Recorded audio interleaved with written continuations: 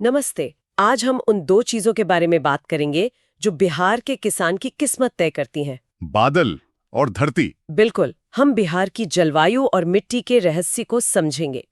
ये एक ऐसा विषय है जो एडीओ परीक्षा में आपको 2 से 3 अंक दिलाने की गारंटी देता है। सही कहा। और सिर्फ परीक्षा ही क्यों, बिहार को सच में समझना है तो उसकी जमीन और मौसम को समझना बहुत जरूरी है। तो आज का मिशन साफ है, हम बिहार की जलवायु और मिट्टी की मुख्य विशेषताओं को समझेंगे। और इसे हम 2 हिस्सों में बांट सकते हैं। हाँ, पहला बिहार का मौसम और जलवायु और दूसरा यहाँ की मिट्टी के प्रकार।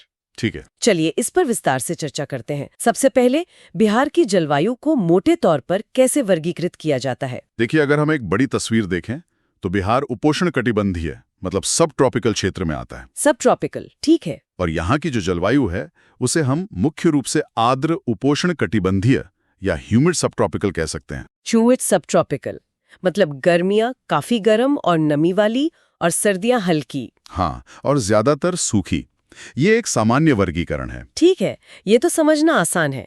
लेकिन अब उस हिस्से पर आते हैं जो सुनने में थोड़ा तकनीकी लग सकता है, पर परीक्षा में सीधे तौर पर पूछा जाता है।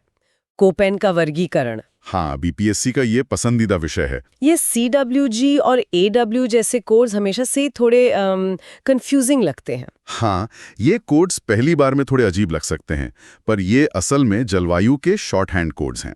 Short hand codes. जी, कोपेन ने पूरी दुनिया की जलवायु को कुछ अक्षरों में समेटने की कोशिश की। और बिहार के मामले में गंगा नदी एक बहुत ही दिलचस्प विभाजक रेखा बनाती है। अच्छा, हाँ, तो गंगा नदी सिर्फ जमीन ही नहीं, मौसम को भी बांटती है। बिल्कुल। गंगा के उत्तर और दक्षिण में अलग-अलग कोड लागू होते हैं। ये तो दिलचस्प है। तो फिर उत्तरी बिहार का कोड क्या है? गंगा के उत्तर का जो विशाल मैदानी इलाका है वो CWG श्रेणी में आता है। CWG, इसको थोड़ा तोड़कर समझाएंगे? जरूर। देखिए, C का मतलब है गर्म समशीतोष्ण जलवायु, जहां सर्दियां बहुत ज्यादा कठोर नहीं होती। ओके। W का मतलब है विंटर ड्राई यानी शुष्क सर्दियां। और जी गंगा के मैदानों के लिए बहुत खास है।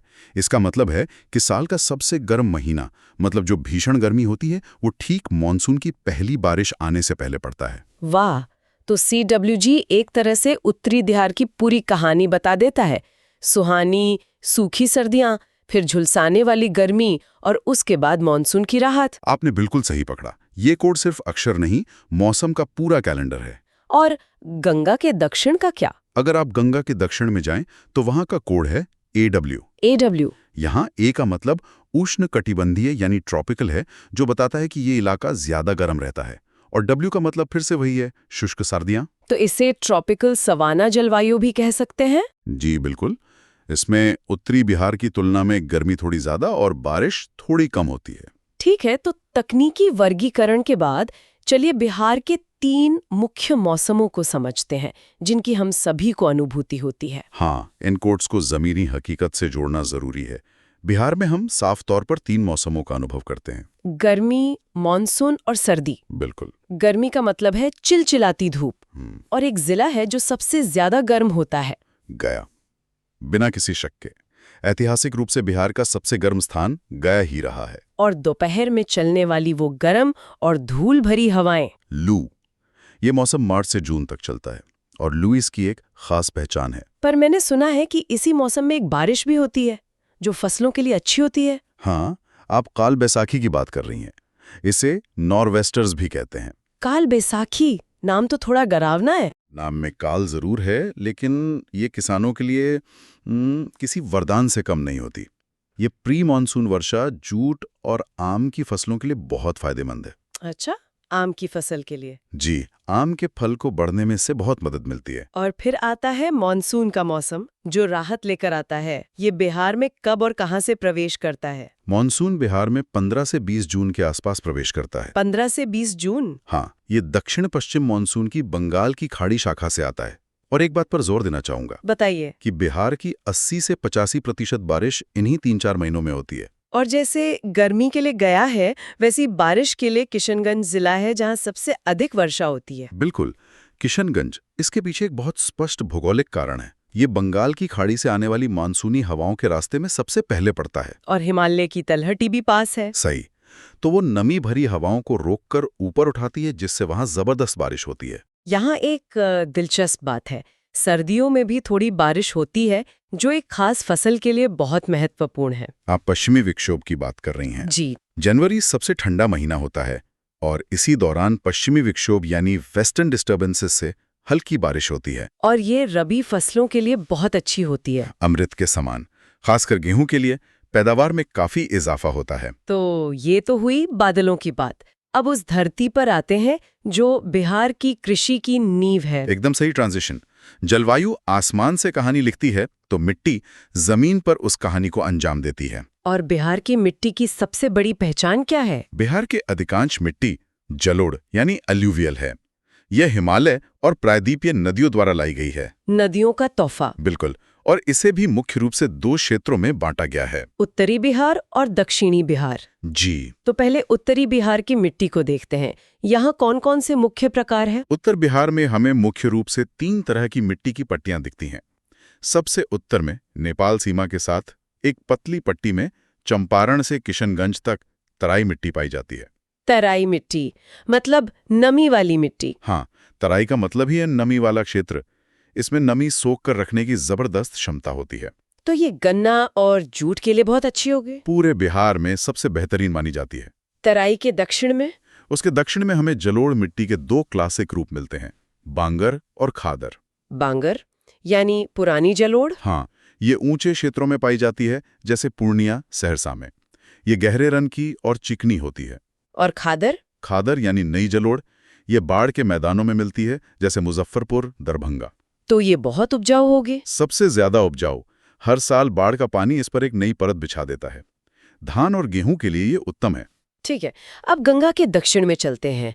यहाँ की मिट्टी उत्तरी बिहार से कैसे अलग है? यहाँ की नदियां छोटा नागपुर पठार से निकलती हैं, तो वो अपने साथ पठारी चट्टानों के कण लाती हैं, इसलिए मिट्टी की बनावट अलग है। अच्छा। यहाँ की एक प्रमुख मिट्टी है करैल केवल मिट्टी। करैल केवल? हाँ। ये कहाँ मिलती है? ये रोहतास से भागलपुर तक एक पट्टी में पाई जाती है। ये भारी चिकनी मिट्टी है, जिसमें पानी रोकने की क्षमता बहुत अधिक होती है। तो ये दालों के लिए अच्छी होगी? जी, चना और मसूर के लिए काफी अच्छी मानी जाती है। यहाँ एक बहुत ही अनोखी मिट्टी है, ताल मिट्टी। इसकी क्या खासियत है? ताल मिट्टी ये बिहार की कृषि का एक अनूठा आश्चर्य है, और ये सिर्फ दक्षिण गंगा बेल्ट की विशेषता है। ताल का मतलब क्या हुआ? ताल शब्द का मतलब होता है झील या कोई निचला जल जमाव वाला क्षेत्र। ये पटना से मुंगेर तक गंगा के निचले बैकवाटर क्षेत्रों में पाई जाती है। तो ये काम कैसे करती है? सोचिए, मॉनसून में जब गंगा उफान पर होती है तो उसका पानी इन निचले ताल क्षेत्रों में भर जाता है। मतलब ये इलाके डूब जाते हैं? हाँ, कई महीनों के लिए ये विशाल झीलों में बदल जाते हैं। फिर जब पानी उतरता है तब क्या होता है? तब ये अपने पीछे गाद की एक ताज़ा नमी से लबालब और बेहद उपजाऊ परत छोड़ जाता है। कमाल है। तो ये तो एक तरह की प्राकृतिक सिंचाई और खाद की व्यवस्था हो गई। एकदम सही।